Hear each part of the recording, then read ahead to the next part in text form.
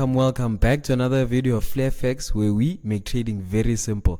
It's another week, it's another dollar, and this week we will be breaking down gold and EURUSD. So this week is a little bit different. If you guys want different pairs and indices and stuff like this, please make sure to comment. But other than that, like, comment, share, subscribe, and watch till the end. Before we even get started, I just want to thank you guys for 300 subscribers, guys. It's crazy how much we've grown as the Flare family. If you are watching this video and you aren't subscribed, make sure you do subscribe. I post weekly content, guys, and it's always proper stuff, and you guys already know, right?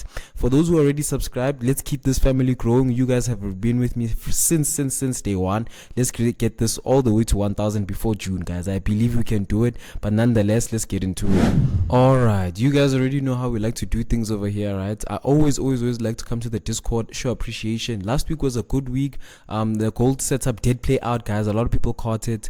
We made sure that it was posted on the Discord as well. People caught it, and then a few setups were shared. A lot of people were showing a lot of their profits, whatever they gained, and a lot of stuff were going down. But you always know what we like to do. We like to show appreciation to the new guys, right?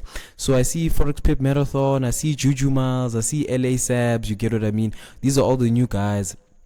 Thank you guys for pitching in, guys. If you are watching this video right now and I did mention your names or you can see yourself, make sure to keep on posting on the Discord, guys. It's always a good vibe, and I always try to do my best to make sure that I do help you guys with your setups as well.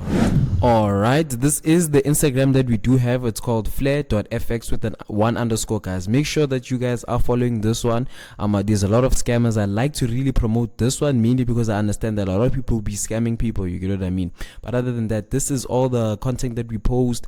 A lot of the content that I post on YouTube is already here in short-term form content, and I do post stories about the trades that I take, different types of stuff. So just make sure that you check out the Instagram as well. All right, so let's get started, right? So this week I won't bring back last week's drawings, but I will explain with if you guys want to check out last week's analysis on gold, I'll put the link on top over here, right? But nonetheless, this week I'm seeing a whole lot of changes. Like, I think last week, with the way the market has been moving and with NFP approaching as well, we just want to make sure that we are on the right market direction. We want to understand our market structure to the core, right? So now with gold, right, we were anticipating that this order block was going to be respected for a long time, right? Even on the mentorship group, this is a point where we were interested even in last week's video, right? But as you can see, price didn't respect this order block. It literally broke out and went skyrocketed up, right? So now obviously an L is an L. We all understand this, right? A lot of people did catch buys all the way to the top. Mr. Tibbs, I know the trade was posted on Discord, guys, right? But now the main thing that I'm mostly interested in is gold on like the daily time frame, right? Hence why I moved all the drawings, because it's a new month as well. Like, if it's a new month, it makes things a little bit easier for us to also break it down to the core, right? Also understand market structure. So now with what I can see, definitely this is the lowest point we have, right? And then this is the highest point we have, right? So this is our playground. We understand that, right? So now I'll just take this high and put it all the way down here, right? Because I can understand that this is where we're currently in, right? All that high over here is something that we'll plan on targeting on the future. But for now, I really want us to focus on what's happening over here, right? As you can clearly see, this order block was the one that price reacted off of, hence why there's a push up all the way to the top, right? And you can clearly see over here we have some sort of a change of character relatively over here, right? This is me also taking the time to understand market structure, guys. If you can understand where the price is trying to go, it makes us easier to catch these entries, especially if we could get it from here all the way to the top. You get what I mean? So now we'll tap into the 4-hour time frame, right? I'll remove the order block that I highlighted on the daily time frame, right? The change of character happened. We could classify this as a break of structure, because mainly the change of character would have happened on the lower time frames. But now, since we understand that whole basis, right, that the price has expanded all the way to the top, we are expecting price to come back all the way down over here, right? But now we need to find out where can we execute in this zone over here, like, or relatively over here. Now, For me personally, I'm not someone who really likes to use the 4-hour time frame to kind of understand my entries. For me, I really like to play around the 1 hour all the way to the bottom, just to make it clear, precise, because a lot of the order blocks that we highlight on the 4-hour time frame are really big, right? So maybe we can go to the 2-hour time frame to kind of scope out what the vibes are, and I can clearly see there's an order block that's being highlighted over here, right? So it's the one that we can anticipate, but as much as it is, let's go to the lower time frames to kind of understand what's happening, right? So now with everything that I can clearly see now, our price has expanded up, pushed all the way down, expanded, pushed all the way down and expanded, right? And this makes it all the while tricky because we don't know which order block to use, right? But for me understanding gold and the way it genuinely moves is it likes to follow the most recent one, right? So now this is on the 1 hour time frame. As much as it is, I would come in and highlight this order block over here, right? Relatively this one, because it's the one, and I'm using a gang box. This is called a gang box. You can find it on the thingy.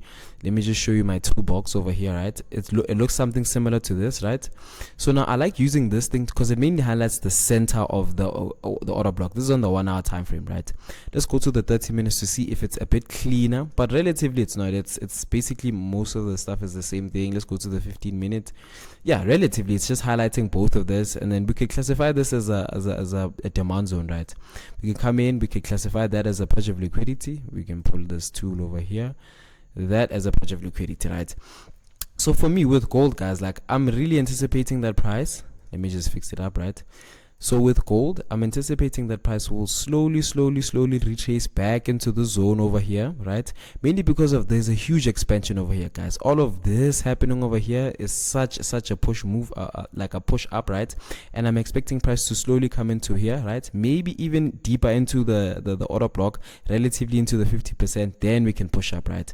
I know a lot of the guys that are uncomfortable with this types of entries can wait for the change of character to happen relatively. Then we can take the order block after the respect. But overall, guys, it's looking really nice. I'm also can't wait to see how it's gonna react off of NFP, right?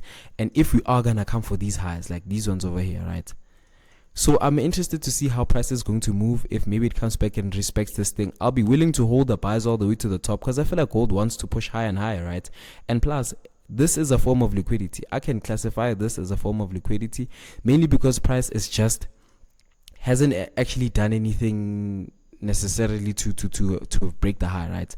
So I'll mark this out. This is a purge of liquidity for me, not a purge of liquidity like resting liquidity, right? The S that's chilling. But now, other than that, let's move over to EURUSD, because I feel like there's a lot more opportunities in the forex more than in the commodities. All right, so this is EURUSD on the daily time frame, right? Mainly the main reason I chose the what do you call this, EURUSD, is mainly because of the way it's been moving. I've been seeing such clear structure compared to GU, right? I know GU and EURUSD, I call them twin sisters. They move the same, you know what I mean? I think there's certain times where Euro moves quicker than the GU, or GU is quicker than EU, right? But in this week's breakdown, we'll start off with market structure. This is on the daily time frame. It's a new month, guys. Like, I like to do, when it's a new month, I like to start again on like up fresh to understand where the structure is and how things are going, right? So I'll come in and highlight the highs and the lows like this, right? So the ones that I just highlighted are the most prevalent highs and lows, right, guys?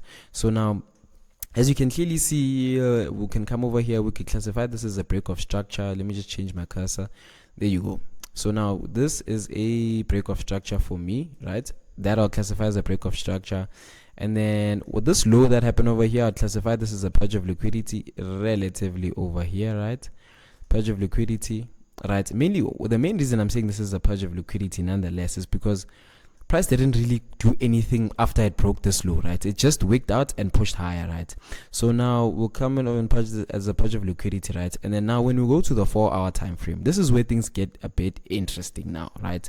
So now, as you can clearly see how price has been moving, right? Let me just see if I can zoom in just a little bit even here, to see if I can find something relatively, because I see price did it respect this order block. It did, yes.